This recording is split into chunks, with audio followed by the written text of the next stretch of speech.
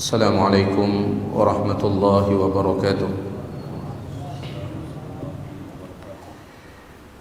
إن الحمد لله نحمده ونستعينه ونستغفره ونعوذ بالله من شرور أنفسنا ومن سيئات أعمالنا.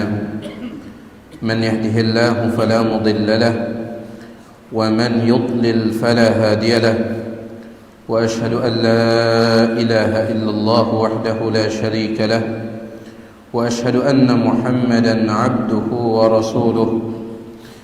أما بعد، فإن أصدق الحديث كتاب الله، وخير الهدي هدي محمد صلى الله عليه وسلم، وشر الأمور محدثاتها، فإن كل محدثة بدعة، وكل بدعة ضلالة، وكل ضلالة في النار.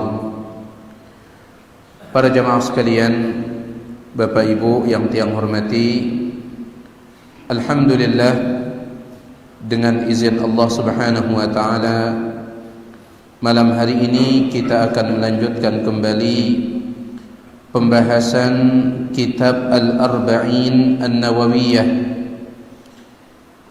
kitab yang ditulis oleh Al-Imam Abu Zakaria Yahya bin Sharaf An-Nawawi rahimahullahu ta'ala. Sekarang kita akan masuk ke dalam hadis yang berikutnya. Qala al-muallif rahimahullahu ta'ala, berkata Al-Imam An-Nawawi rahimahullahu ta'ala, an Abi Hurairah عبد الرحمن بن صخر رضي الله عنه قال, dari Abu Hurairah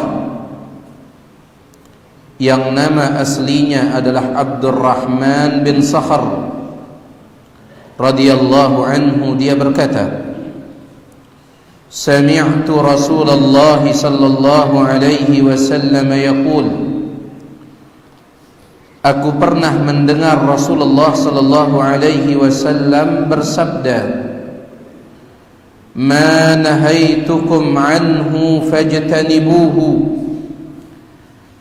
apa yang aku larang kalian darinya maka jauhkanlah, wa ma amartukum bihi fa'tu minhu mastata'tum, sedangkan apa yang aku perintahkan kepada kalian kerjakanlah semampu kalian. Fa innama ahlakal ladzina min qablikum, karena sesungguhnya yang membinasakan orang-orang sebelum kalian, kathratu masailihim, adalah mereka terlalu banyak bertanya, wa ikhtilafuhum ala anbiyaihim, dan mereka sering menyelisihi nabi-nabi mereka. Rawahul Bukhari wa Muslimun, hadis ini riwayat Bukhari dan Muslim. Nah, ini hadis yang akan kita bicarakan malam ini jemaah sekalian. Mudah-mudahan Allah Subhanahu wa taala membukakan kepada kita pintu-pintu faidah dari hadis ini. Amin ya rabbal alamin. Si pertama jemaah sekalian, hadis ini datang dari seorang sahabat yang dikenal dengan panggilan Abu Hurairah. Abu Hurairah, apa maknanya? Bapak miong, ya, bapak kucing. Jadi Abu Hurairah itu namanya atau maknanya adalah bapak seekor kucing. Siapa nama aslinya? Ulama berbeda pendapat tentang nama aslinya. Bahkan disebutkan oleh Al-Imam An-Nawawi di dalam kitab beliau Tahdzibul Asma'i wal Lughat, ada lebih dari 35 pendapat ulama tentang nama orang ini. Subhanallah. Ya, luar biasa perbedaan pendapat ulama tentang nama asli dia, sampai lebih dari 35 pendapat. Tetapi pendapat yang terkuat adalah yang disebutkan di sini, Abdurrahman bin Sakhr. Nah, ini dia pendapat yang terkuat tentang nama aslinya. Sayyar nasli dari sahabat ini Abdurrahman bin Sakhr radhiyallahu anhu. Ya, cuman dia dikenal dengan panggilan Abu Hurairah. Kenapa dia dipanggil Abu Hurairah? Disebutkan di dalam riwayat Imam Tirmidzi dari seorang tabi'in yang bernama Abdullah bin Rafi'. Abdullah bin Rafi' dia pernah bertanya kepada Abu Hurairah, "Lima kunnita Aba Hurairah?" Kenapa engkau dipanggil Abu Hurairah? Ya. Apa aja asal usul panggilan Anda Abu Hurairah ini? Kata Abdullah bin Rafi'. Abu Hurairah mengatakan, "Ama tafraku minni?" Apakah engkau tidak takut kepadaku? Baninda beketuan ini. Ya. Kenapa engkau berani sekali bertanya seperti itu? Apakah engkau tidak takut kepadaku? Apa kata Abdullah bin Rafi'? Bala wallahi inni la ahabuk. Demi Allah, sebenarnya takut tiang kepada pelunggu. Sebenarnya di tiang bani beketuan ya tentang asal usul nama pelunggu Abu Hurairah ini. Cuman bada itu ya. Kasih tahu kita. Abu Hurairah mengatakan, kuntu ar'a ghanama ahli. Dulu di negeri Yaman saya sering menggembala kambing-kambing milik keluargaku. Fakanat li Hurairatun sagiratun, dan saya memiliki seekor kucing betina yang masih kecil. Ya. Fakuntu adha'uha bil laili fi syajaratin. Setiap kali tiba waktu malam, maka kucing ini saya letakkan di atas pohon. Ya, li waktu malam saya letakkan kucing ini di atas pohon. فَإِذَا كَانَ النَّهَارُ ذَهَبْتُ بِهَا فَلَعِبْتُ بِهَا. Tetapi di siang hari saya ambil kucing itu kemudian main-main dengannya. فَكَنَّوْنِي أَبَا هُرَيْرَةَ. Gara-gara ini orang-orang memanggil saya amak kucing. Ya, ini asal usul panggilannya Abu Hurairah. Ya, girang lalu main kencemiung. Ya, girang lalu main kencemiung. Baik. Sahabat ini jamaah sekalian, Abu Hurairah, dia masuk Islam ketika terjadi perang Khaybar. Perang Khaybar itu tahun ke-7 Hijriah. Tahun 7 Hijriah. Dia masuk Islam di sana.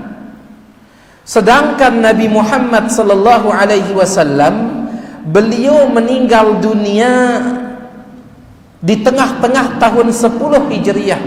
Berarti Abu Hurairah dia bertemu dengan Nabi SAW hanya sekitar 4 tahun.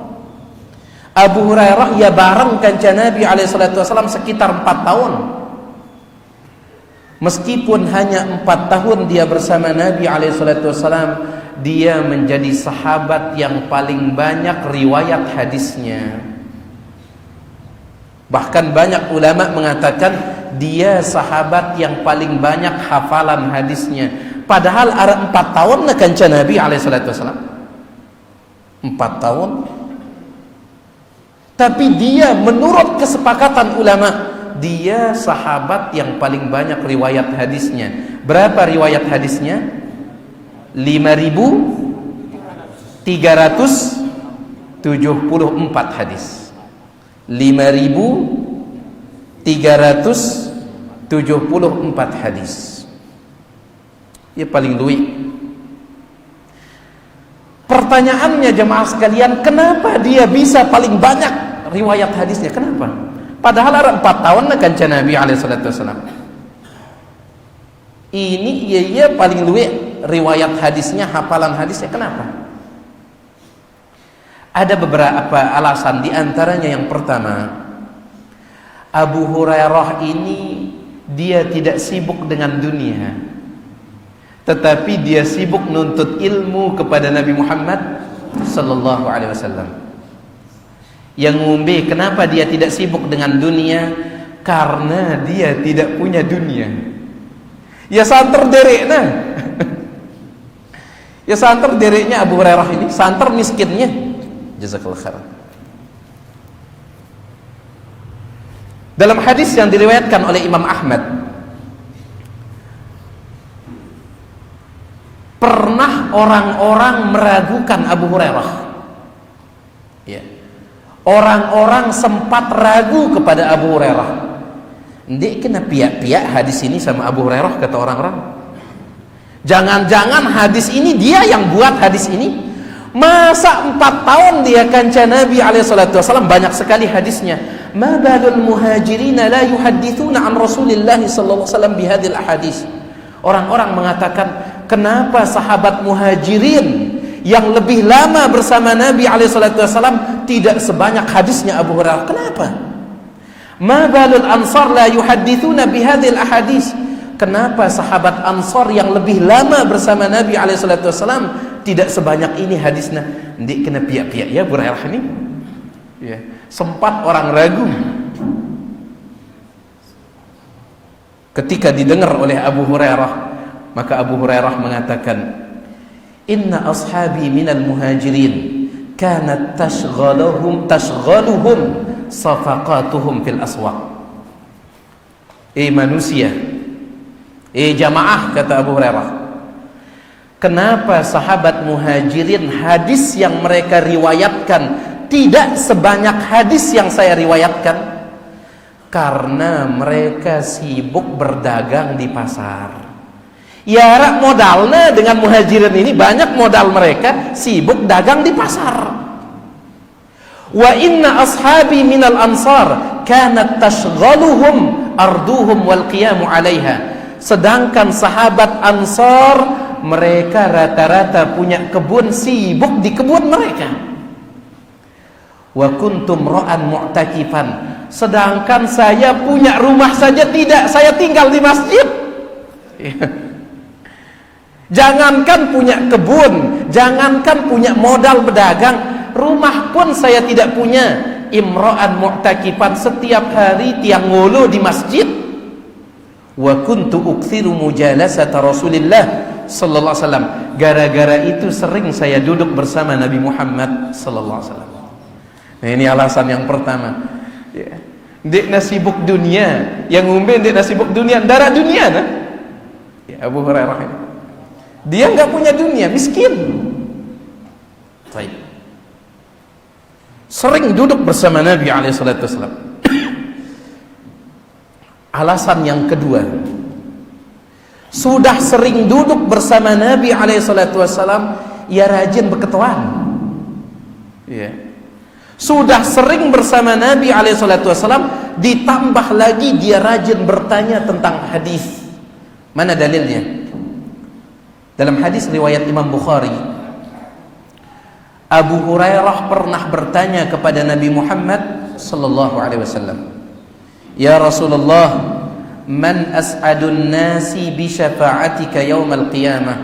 Wahai Rasulullah, siapa orang yang paling berbahagia pada hari kiamat gara-gara mendapatkan syafaat Anda? Saya dengan si paling bahagia lek jelo kiamat gara-gara mendapatkan syafaat pelungguh. Wahai Rasul, siapa? Perhatikan perkataan Nabi Muhammad sallallahu alaihi wasallam. Laqad zanantu ya Aba Hurairah alla yas'alani an hadzal hadits aw ahadun awwalu minka. Saya dari tadi sudah menyangka, wahai Abu Hurairah, engkau orang yang akan pertama kali bertanya tentang pertanyaan seperti ini.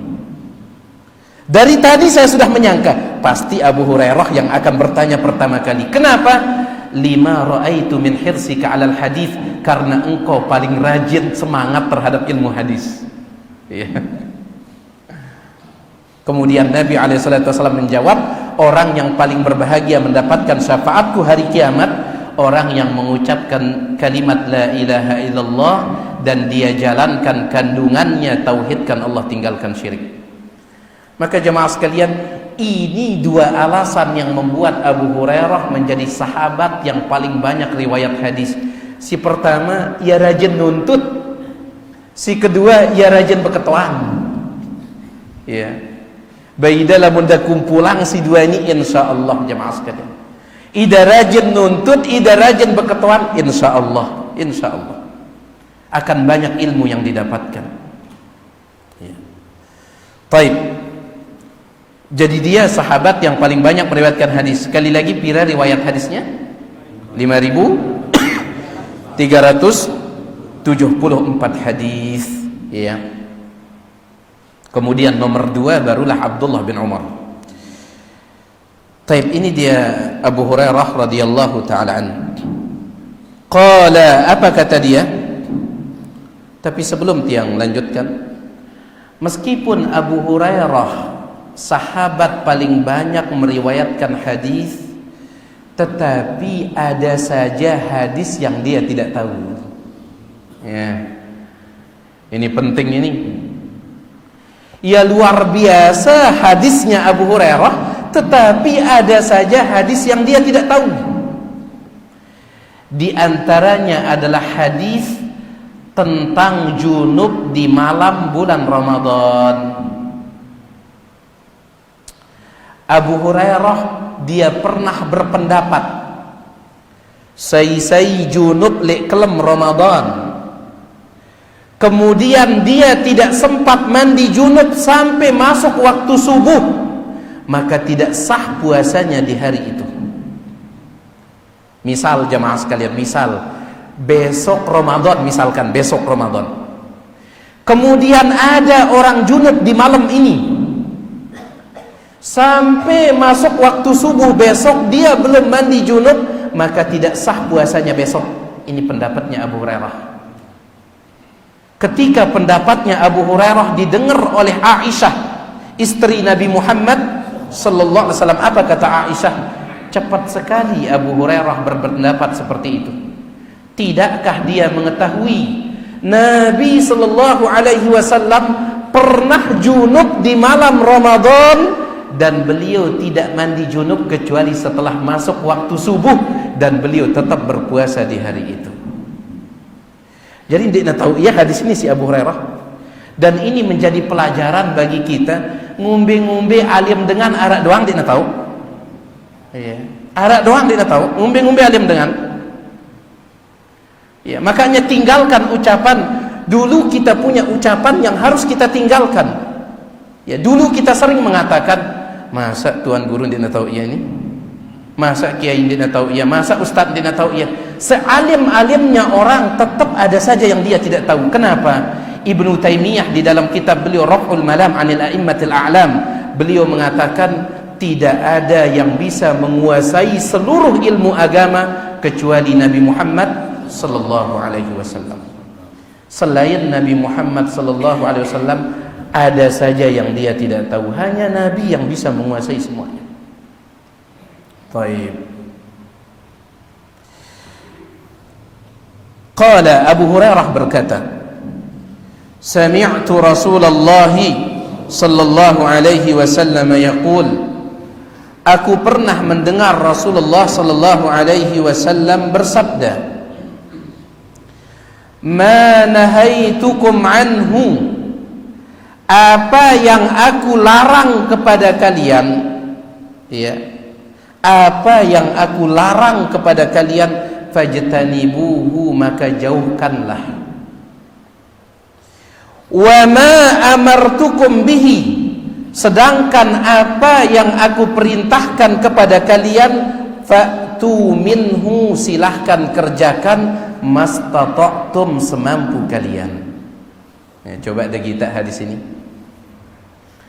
Lamun larangan tidak ada kaitannya dengan kemampuan. Kalau perintah ada kaitannya dengan kemampuan. Ya.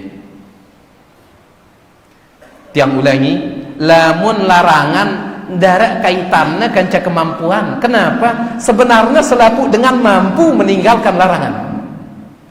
Adapun perintah ada kaitannya dengan kemampuan. Kenapa? Tidak semua orang mampu menjalankan perintah. Apa bedanya perintah dengan larangan? Ulama mengatakan karena menjalankan perintah butuh modal, sedangkan meninggalkan larangan tidak butuh modal. Ya. Haji perintah atau tidak? Butuh modal tidak? Beli modalnya, beli. Ya. Umrah perintah tidak? Butuh modal? Butuh. Seandainya tidak butuh modal uang, butuh modal tenaga. Salat, ketika salat kita wajib berdiri, butuh modal tenaga. Tidak semua orang mampu berdiri. Makanya Nabi SAW mengatakan, "Shalli qa'iman," silahkan salat sambil berdiri. Fa illam tastati', lamun tidak mampu, fa qa'idan, salat sambil duduk. Tidak semua orang mampu. Ini perintah. Tetapi kalau larangan tidak butuh modal. Kenapa? Tinggal ditinggalkan, sekedar ditinggalkan. Ya. Justru hemat modal itu. Ya. Mohon maaf. Ya. Misalkan mohon maaf ini, Malik tersinggung ya. Rokok misalkan. Justru membelinya itu butuh modal, tidak membelinya hemat modal. Iya. Hemat modal. Iya. Itu kata para ulama, kenapa perintah itu dikaitkan dengan kemampuan? Karena perintah butuh modal, modal kepeng, modal tenaga, butuh. Dan tidak semua orang punya modal itu. Makanya dikaitkan dengan kemampuan. Adapun larangan tidak butuh kemampuan, dia butuh kemauan. Ya, tiang ulangi, larangan tidak butuh kemampuan, dia butuh kemauan. Sok da mele, bau doang kita ninggalang ya. Sok da mele. Karena sebagian orang mengatakan, lah tiang jadi tiang mampu ninggalang rokok no mampu, ida lagu de man mele, de man da mele. Mana buktinya dia mampu meninggalkannya? Bulan Ramadan ada orang mengatakan, saya 1 jam tidak ngerokok tidak mampu. Bulan Ramadan dari subuh sampai maghrib mampu dia. Cuman deman mele. Ya, deman mele. Sohib. Kalau dia mau pasti bisa. Makanya Nabi SAW mengaitkan perintah dengan kemampuan.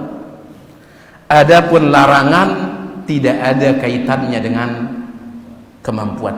Karena selapu kita sebenarnya mampu meninggalkan larangan, cuman masalahnya mau atau tidak. Baik. Jadi kerjakan semampu kalian kalau perintah. Dan ini menunjukkan kasih sayang Allah Subhanahu wa taala. Ya luar biasa agama Islam ini agama yang mudah. Allah perintahkan ini, kalau tidak mampu menjalankan perintah itu ada keringanan. Ada keringanan. Contoh marak si beruk no. Dek dah mampu puasa lek jelu Ramadan, ada keringanan. Boleh tidak puasa tetapi nanti diganti kalau sudah mampu. Kalau dia tidak mampu sama sekali, seperti sudah sangat tua, tidak mampu sama sekali, bakanggun dia dah perlu puasa Ramadan, ganti dengan fidyah. Mudah agama Islam. Dia dah mampu solat moteng, solat sambil tokol. Dia dah mampu solat tokol, solat sambil berbaring. Mudah. Ya. Dia dah mampu berwudu menggunakan air, apa penggantinya? Tayamum. Mudah. Ya. Jadi perintah ini Allah kaitkan dengan mastata'tum, semampu kalian. Adapun larangan ada kaitannya dengan kemampuan, di kaitannya dengan kemauan.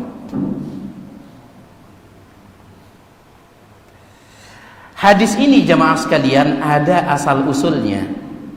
Kenapa Nabi menyampaikan seperti ini? Di sini Imam Nawawi hanya mencantumkan setengah dari hadis ini yang beliau cantumkan, yang beliau tulis di sini setengah saja. Lengkapnya di dalam riwayat Imam Muslim, Abu Hurairah mengatakan, khatabana Rasulullah sallallahu alaihi wasallam. Lek sopok ketika Nabi sallallahu alaihi wasallam berpidato. Faqal, beliau mengatakan, ayyuhan nas, wahai sekalian manusia, innallaha qad farada alaikumul hajja fahujju.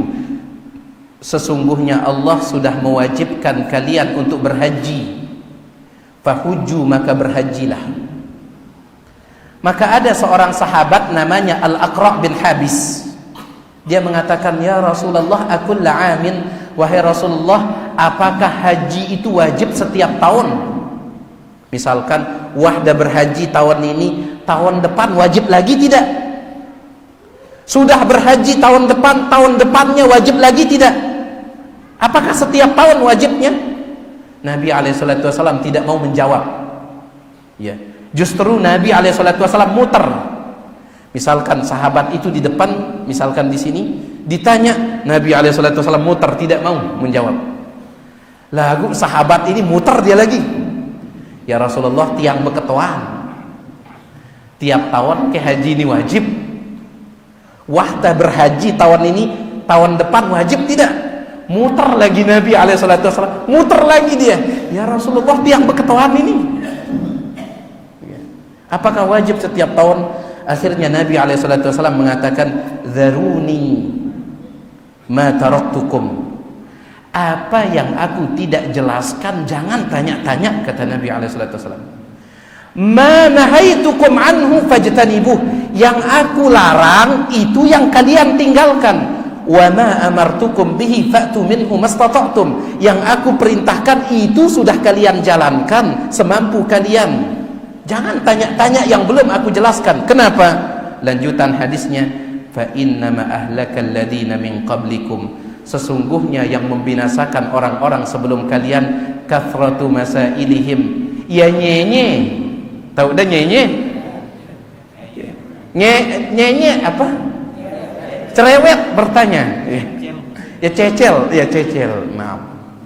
Yang membinasakan orang sebelum kalian banyak bertanya. Taib. Yang sudah jelas dilarang tinggalkan, yang sudah jelas diperintahkan silahkan kerjakan semampunya. Yang tidak dijelaskan jangan terlalu nyenye, cecel, banyak bertanya. Kenapa? Itu yang membinasakan orang-orang sebelum kalian.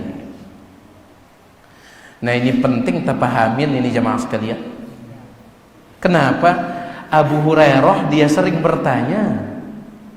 Tetapi dalam hadis ini dikatakan banyak bertanya membinasakan orang-orang sebelum kita. Dia kena bertentangan ini. Abu Hurairah kenapa dia dapat banyak hadis? Ya sering berketuan. Tetapi hadis ini mengatakan banyak bertanya, cecel berketuan membinasakan orang-orang sebelum kita. Ternyata bertanya itu ada dua jenis. Yang pertama bertanya yang dianjurkan, yang kedua bertanya yang tercela, yang dilarang. Ini yang dimaksud dalam hadis ini, pertanyaan yang dilarang.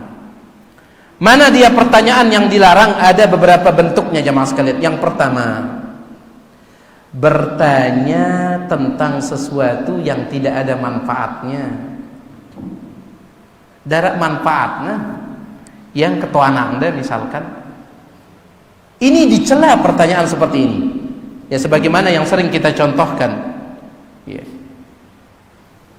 Ada seseorang bertanya ya tentang apa hukum makan daging dinosaurus. Bagaimana manfaatnya ini? Ya. Arak ke dinosaurus di zaman ini. Seandainya arak saya bani nyembeli ya. Nanya daging dinosaurus. Ya. Sebagian orang bertanya misalkan sebagaimana yang sering kita contohkan. Dulu ada orang bertanya kepada Imam Sya'bi. Dia bertanya tentang apakah iblis menikah. Ya nikah ke iblis no. Imam Sya'bi mengatakan tilka walimatun lam nashhadha. Saya tidak pernah dapat undangan, kata beliau. Benar manfaatnya ini. Ya nikah ke iblis no. Tilka walimatun lam nashhadha. Saya nggak pernah dapat undangannya, makanya kata beliau. Ini pertanyaan nggak ada manfaatnya. Jauhkan jemaah sekalian. Baik. Ini yang pertama. Yang kedua, menanyakan perkara-perkara yang Allah sembunyikan ilmunya, seperti bertanya tentang masalah-masalah takdir. Makanya Nabi SAW bersabda, idza dzukiral qadar, apabila takdir dibicarakan, fa'amsiku, tahan lisan kalian, jangan terlalu banyak bertanya. Dendek dah berketuan, Ustaz, kira-kira saya jodoh tiang Ustaz. Masalah jodoh itu takdir itu ya. Jangan ditanya-tanya, kira-kira saya jodoh tiang Ustaz. Wah, ini takdir ya. Ustaz, kira-kira bau ke tiang poligami Ustaz, kira-kira arak ke nasib tiang poligami. Ustaz sendiri tidak tahu dia bisa poligami atau tidak. Ustaznya saja belum poligami, dia nanya, arak ke nasib tiang poligami Ustaz, kira-kira.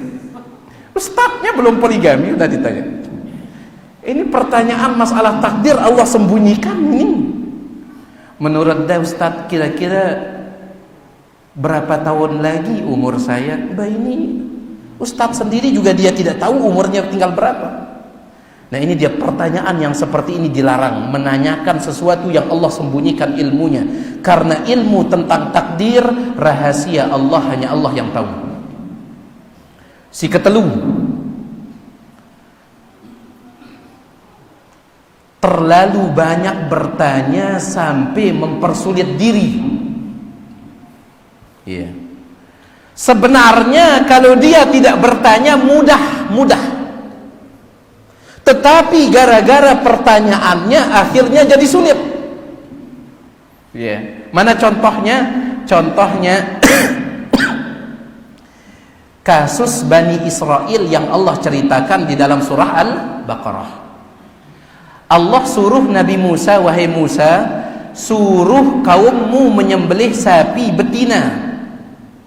Maka Nabi Musa menyampaikan, kaumku, innallaha ya'murukum an tadbahu baqarah. Allah menyuruh kalian menyembelih sapi betina. Sembelih sapi betina. Yang penting sapi betina sembelih sudah. Apapun warnanya, berapapun umurnya sembelih. Yang penting nanina sembelih. Mudah ini, mudah. Tetapi mereka mengatakan, ndek mana jelas perintah ini Musa? Qalu du'u lana rabbaka yubayyin lana mahi. Coba ketuanin Allah, pira umurnya sapi betina ini. Akhirnya Nabi Musa pun bertanya, qala innahu yaqulu innaha baqaratun la faridun wala bikrun awanun baina dhalik. Jawaban Allah, sapi betina itu umurnya tidak terlalu tua, tidak terlalu muda, sembelih dia. Cari yang tidak terlalu tua, cari yang tidak terlalu muda, yang sedang-sedang. Apa kata mereka? Ndek mana jelas ya. Ketuanin Allah ngumbe warnana. Qala innahu yaqulu innaha safra. Nabi Musa pun bertanya, kemudian Allah jawab, warnanya itu safra, kuning polos, merek kuning emas no. Kuning polos, tasurrun nazirin, setiap orang yang melihatnya itu senang. Mara angkuta senang kita emas no. Ya. Setiap orang yang melihatnya senang, seperti senangnya kita melihat emas kuning. Apa kata mereka? Ndek mana jelas. Coba ketuanin Malik Allah, kumbena ya luwe sampai sindik na toa lalu, sindik na bajang lalu, ya luwe sampai si kuning ya luwe. Coba ketuhanan Allah Malik. Akhirnya qala innahu yaqulu innaha baqaratun la dzalul. Ya. Bahwasanya sapi betina itu bukan sapi yang dihinakan, tidak pernah digunakan membajak sawah, tidak pernah digunakan bertenggala. kemudian tidak ada cacatnya sedikit pun. Betenggala tidak pernah digunakan, tidak ada cacatnya. Apa kata mereka? Sekarang baru jelas. Kemudian mereka cari, hampir saja mereka tidak temukan. Langka sapi yang seperti ini, langka, jarang. Mereka hanya menemukan 1 ekor saja. Itu pun pemilik sapinya tidak mau menjualnya kecuali dengan harga emas sebanyak kulit sapinya. Lamun demele beli sapi ini dah bayar ngadu emas sebanyak kulit sapi ini. Makanya Allah katakan wa ma kadu yaf'alun, hampir saja mereka tidak bisa menyembelihnya. Ya, sebenarnya kalau di awal itu mereka langsung bisa sembelih, yang penting sapi nina, tetapi gara-gara ya cecel beketuan dipersulit oleh Allah. Gara-gara cecel beketuan dipersulit oleh Allah. Baik. Ini pertanyaan seperti ini dihindarkan. Yang keempat, pertanyaan yang dilarang, bertanya untuk mencari pendapat yang paling menyenangkan hatinya. Ustaz, apa aja hukumnya ini? Apa jawaban Ustaz? Haram, tidak boleh. Setelah itu dia cari Ustaz lain. Di mana pas liatin tiang ini, haram ini di mana pas? Ustaz, apa aja hukumnya ini? Ustaz yang kedua, haram, tidak boleh. Di mana pas ini? Cari Ustaz yang ketiga, Ustaz, apa aja hukumnya ini? Ternyata Ustaz yang ketiga mengatakan makruh. Lamun dagawi dia ngumbe-ngumbe lagu bagusan dia dagawi. Ini si pas no. Lamun haram jadi pas, ini si pas. Makruh ini. Baik. Subhanallah, ini mencari kemudahan. Dan para ulama mengatakan man tatabba'ar rukhas tazandaq, siapa yang suka mencari-cari keringanan maka dia akan jadi orang munafik. Dia sudah tahu itu tidak boleh, lagu hawa nafsunya mendorong dia. Mungkin ada keringanan ini, mungkin ada keringanan. Orang yang suka mencari-cari keringanan tazandaq, ujung-ujungnya dia akan jadi orang munafik. Kenapa? Akan malas menjalankan agama. Nah, ini dia bentuk pertanyaan yang dilarang. Adapun pelungguh bertanya yang bermanfaat, Ustadz apa hukumnya ini? Ustadz bagaimana tata cara sholat witir? Ustadz bagaimana tata cara sholat tahajud? Bah, ini aja bagus ini. Sila dah cecel sudah bertanya seperti ini, silahkan. Ya, dah cecel sudah berketuan kalau seperti ini pertanyaannya, pertanyaan yang bermanfaat, silahkan. Baik, jadi yang dilarang pertanyaan yang tidak ada manfaatnya. Kemudian ini yang pertama yang membinasakan orang sebelum kita, cecel beketuan padahal peketuanan ndak manfaatnya. Yang kedua yang membinasakan orang sebelum kita, waqtilafuhum ala anbiya'ihim. Pelungguh perhatikan kata-kata waqtilafuhum. Ada dua bacaannya dari para ulama. Ulama beda pendapat membacanya. Sebagian ulama membacanya waqtilafihim, baris bawah waqtilafihim ala anbiya'ihim. Sebagian ulama membacanya baris dhammah waqtilafuhum ala anbiya'ihim. Ya beda ke maknanya, ini beda maknanya, beda jauh. Dan bacaan yang benar adalah bacaan dhammah waqtilafuhum. Apa perbedaan maknanya? Kalau kita baca waqtilafihim ala anbiya'ihim, maka maknanya adalah yang membinasakan orang sebelum kita, mereka terlalu banyak bertanya dan terlalu banyak menentang nabi-nabi mereka, terlalu banyak menentang nabi mereka, makanya mereka binasa. Berarti pemahamannya, lamun sekali dua kali menentang para nabi tidak jadi masalah. Yang bermasalah kalau terlalu sering menentang. Ini kalau dibaca waqtilafihim. Tetapi kalau dibaca waqtilafuhum, yang membinasakan orang sebelum kita, mereka terlalu banyak bertanya dan mereka menentang nabi mereka, meskipun sekali mereka binasa.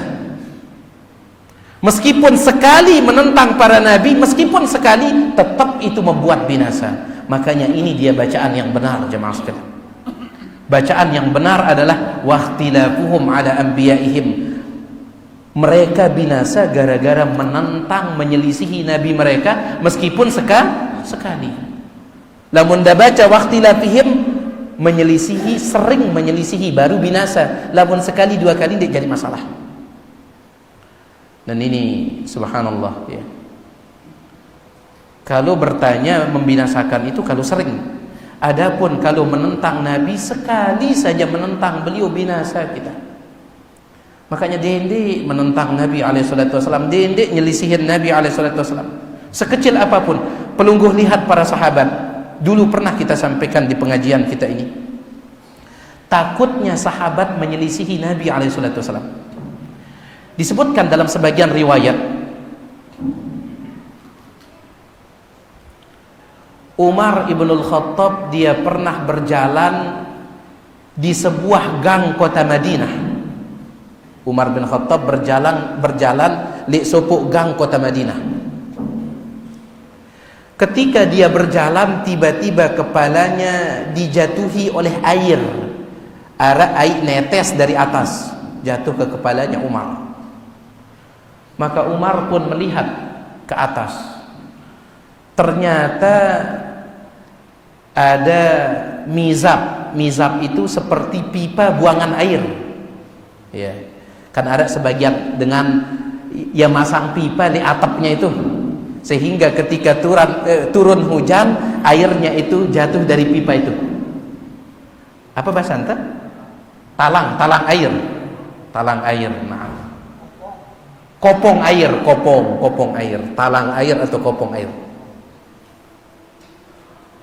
Jadi ada orang talang airnya, kopong airnya itu menghadap ke jalan, sehingga kalau ada orang lewat terkadang jatuh sama air yang ditalang di kopong itu.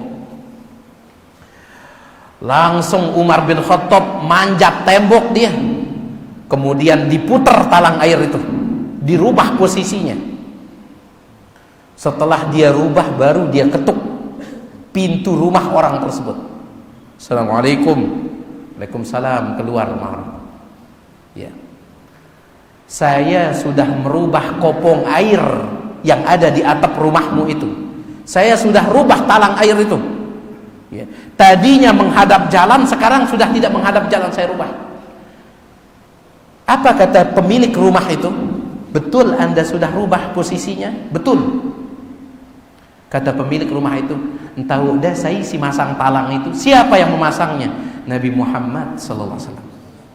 Apa kata Umar? Kalau begitu naik ke atas pundak saya, pasang lagi. Subhanallah, pasang lagi seperti tadi.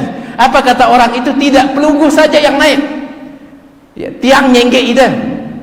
Tiang nyengge ida tayak. Kata Umar bin Khattab, tidak, saya yang sudah merubahnya, injak pundak saya, injak pundak saya. Saya sudah berani merubah apa yang diletakkan oleh Nabi SAW. Lihat takutnya mereka menyelisihi Nabi SAW. Bahkan masalah kopong air tidak berani rubah ya. Apalagi rubah ajaran agama Malik, kopong air ini. Ya subhanallah, lihat. Abdullah bin Mas'ud sedang berjalan menuju Masjid Nabawi. Abdullah bin Mas'ud dia berjalan menuju Masjid Nabawi. Di Masjid Nabawi para sahabat sedang ribut. Ya, di tiang tahu apa ributannya sahabat ini? Cuman suara mereka agak tinggi. Maka Nabi SAW mengatakan mereka ribut kemudian sambil berdiri sahabat di masjid. Abdullah bin Mas'ud masih di lengan, masih di jalan. Maka Nabi SAW mengatakan, ijlisu, duduk kalian semua. Ketika Nabi mengatakan duduk kalian semua, tatkala beliau mengucapkan duduk, Abdullah bin Mas'ud kebetulan baru sampai di pintu masjid. Paham ini? Abdullah bin Mas'ud baru sampai di pintu masjid. Saat itu Nabi mengatakan ijlisu, duduk. Langsung Abdullah bin Mas'ud duduk di tengah pintu. Langsung dia duduk di tengah pintu.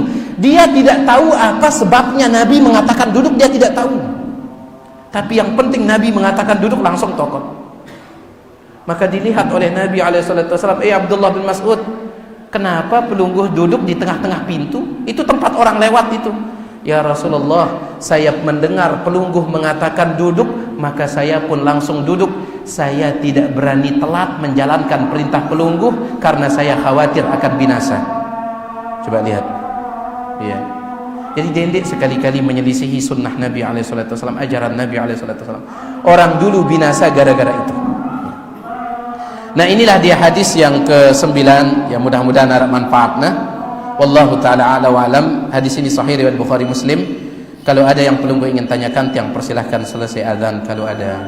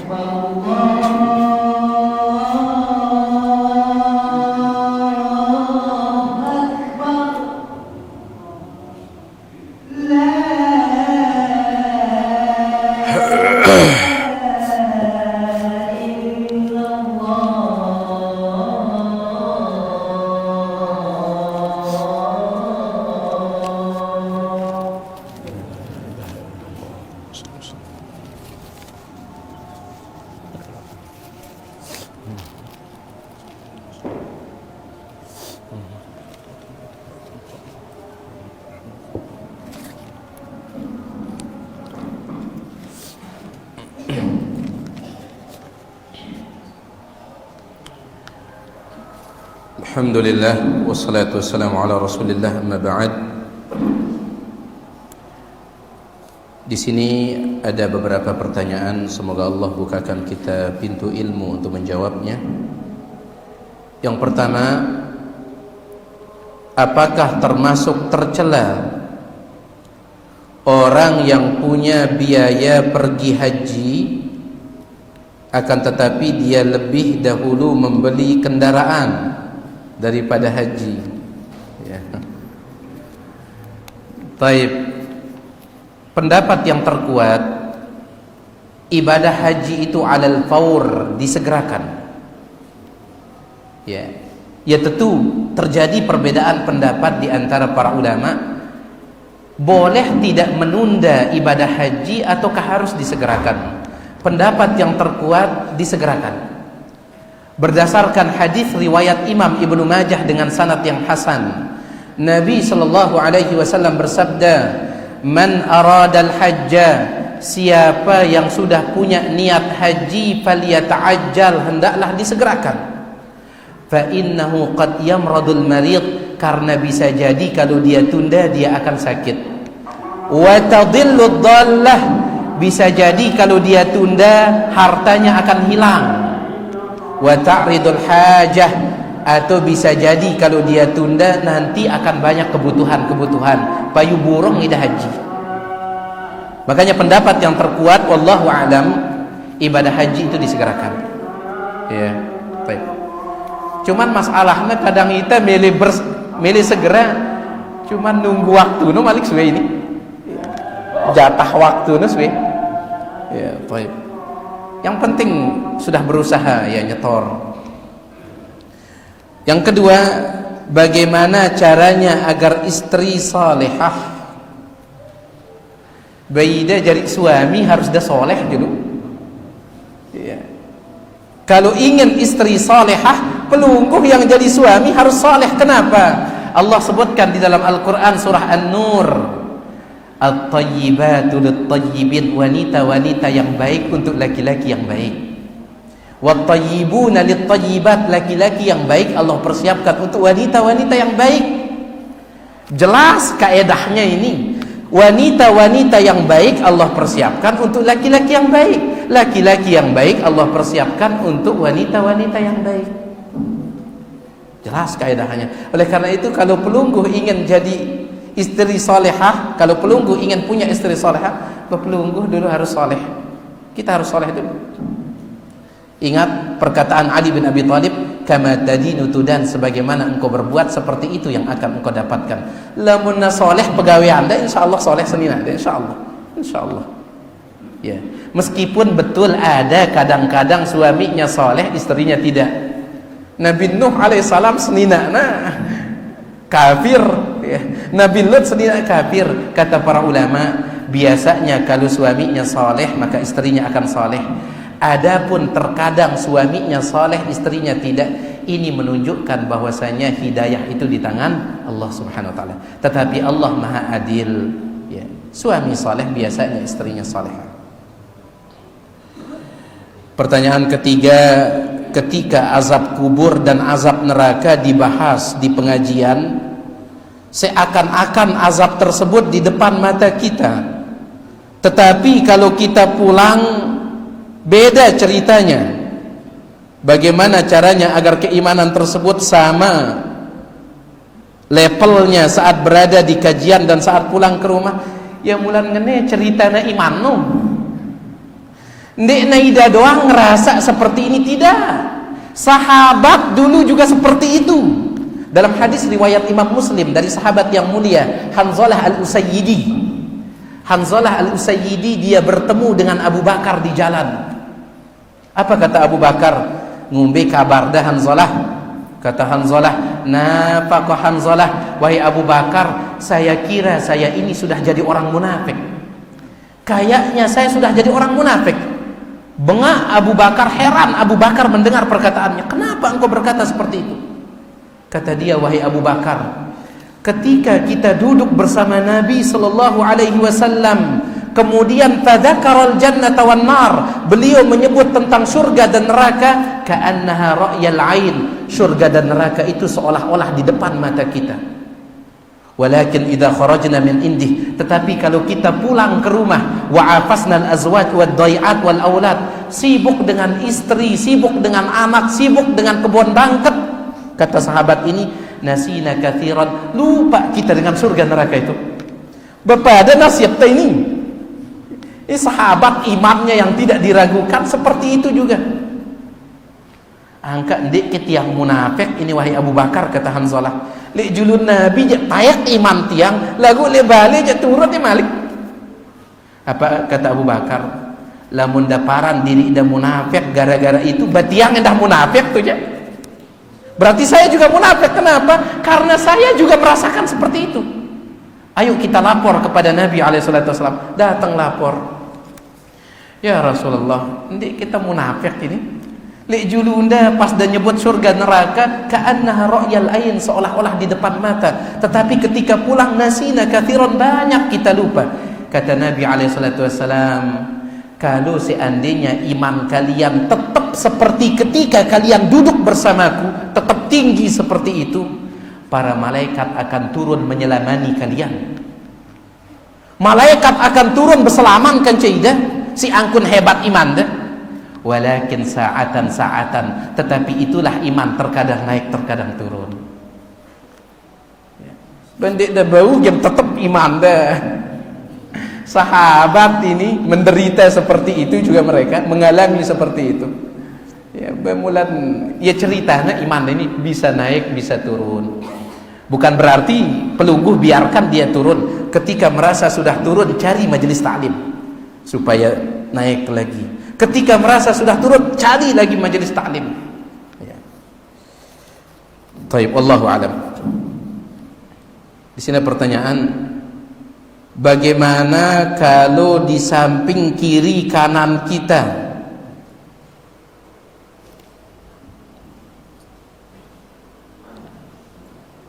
kurang pedas yang bacanya ini? Kuat. Kayaknya kuat kayaknya. Bagaimana ketika kita sholat, tatkala sholat berjamaah, orang di samping kiri kanan kita kuat suaranya membaca di waktu sholat, belik. Ya. Apakah boleh kita tutup telinga kita supaya kita tidak dengar? Kadang-kadang hati kita ya ke situ dan salah kita baca. Mohon penjelasan. Badai dah tutup telinga anda. Kenapa? Karena ida harus bersedekah. Masa kita gede sholat? Ya. Cukup dazan dengan ini, cukup dazan dengan ini sholat. Allahu Akbar kan? Langsung kan? Tidak. Makanya inilah dia, kalau kita menyelisihi yang benar akan timbul dampak-dampak yang buruk. Imam Nawawi mengatakan sepakat para ulama, tidak ada perbedaan pendapat para ulama. Tatkala sholat berjamaah, makmum tidak dianjurkan mengeraskan suara kecuali satu, ketika amin saja. Ketika amin saja, makmum tidak dianjurkan suaranya jahar. Kadang tatkala tahiyat belian suara makmum ketimbang imam. At-tahiyatu lillah wassalawatu, beli angkat makmum. Ya, subhanallah. Tidak dianjurkan, sepakat ulama kata Imam Nawawi. Satu-satunya bacaan makmum yang dianjurkan dikeraskan bacaan apa? Amin, hanya itu saja. Ketika ini dilanggar, bayi ini dampaknya melinda nutup telinga, Bayu. Ya. Repot kita seperti ini. Jadi perhatikan, ketika salat berjamaah makmum sir. Wallahu taala a'la wa a'lam. Jadi jangan tutup telinga. Baik, ini hanya jemaah sekalian pengajian tah. Yang maaf atas segala kurangan, mudah-mudahan ada manfaatnya. Subhanakallahumma wa bihamdika asyhadu an la ilaha illa anta astaghfiruka wa atubu ilaik. Assalamualaikum warahmatullahi wabarakatuh.